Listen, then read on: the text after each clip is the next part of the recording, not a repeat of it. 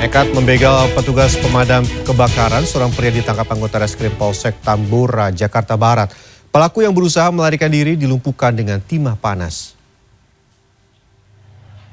Aksi pembegalan ini terjadi 19 November lalu dan terekam kamera CCTV. Dua pelaku yang berboncengan sepeda motor menghampiri korban. Mengingat pelaku membawa senjata tajam, korban tidak berdaya saat sepeda motornya dirampas. Jumat sore, 1 dari 4 orang pelaku begal ditangkap petugas unit Reskrim Polsek Tambora. Pelaku yang diketahui berinisial TA ini dilumpuhkan dengan timah panas lantaran mencoba melarikan diri. Dalam rekonstruksi pembegalan atas korban Nopri Saputra, seorang anggota pemadam kebakaran, TA mengaku sudah membuntuti korban usai sholat subuh. Tersangka kemudian membacok korban dan kabur usai menggasak sepeda motor. Ikutin tuh sama 2 motor 3 orang. Pas diikutin saya di palang. Di palang saya jatuh dibacok belakang saya. Habis itu motor saya diambil sama begal. Gara-gara berutang Rp12.000, pemilik warung nasi di Palembang, Sumatera Selatan tewas setelah berduel menggunakan senjata tajam dengan sahabatnya.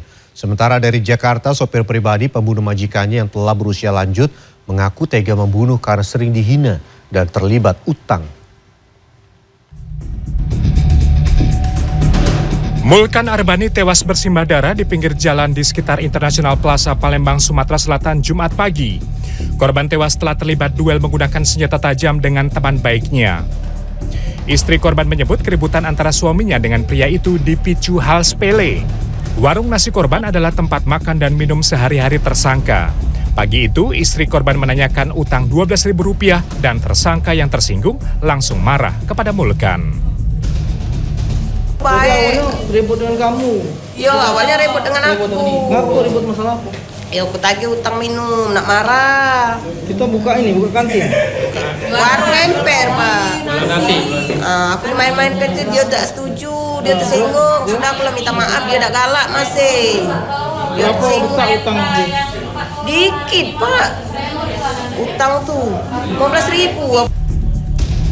Pria 47 tahun ini terkena 4 tusukan di bagian dada dan pinggang. Warga melihat korban sempat mengejar tersangka hingga akhirnya terjatuh dan tewas dalam kondisi masih memegang senjata tajam. Anggota Polsek Ilir Barat 1 masih mengejar tersangka.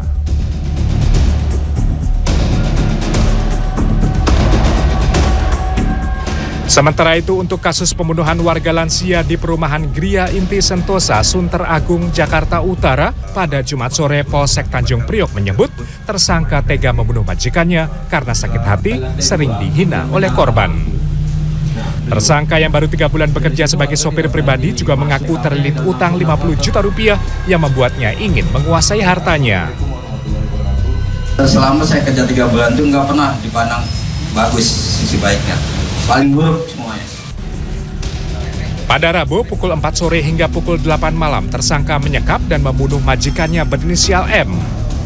Peristiwa ini diketahui adik korban R yang curiga karena ketika pulang ke rumah menemukan pintu terkunci. Setelah menobrak pintu dengan bantuan warga, tersangka panik dan menyerang. Warga yang mengetahui hal itu melapor ke posko dan mengepung rumah korban. Tersangka ditangkap ketika bersembunyi di balkon lantai 3 rumah majikannya. Tim Liputan CNN Indonesia.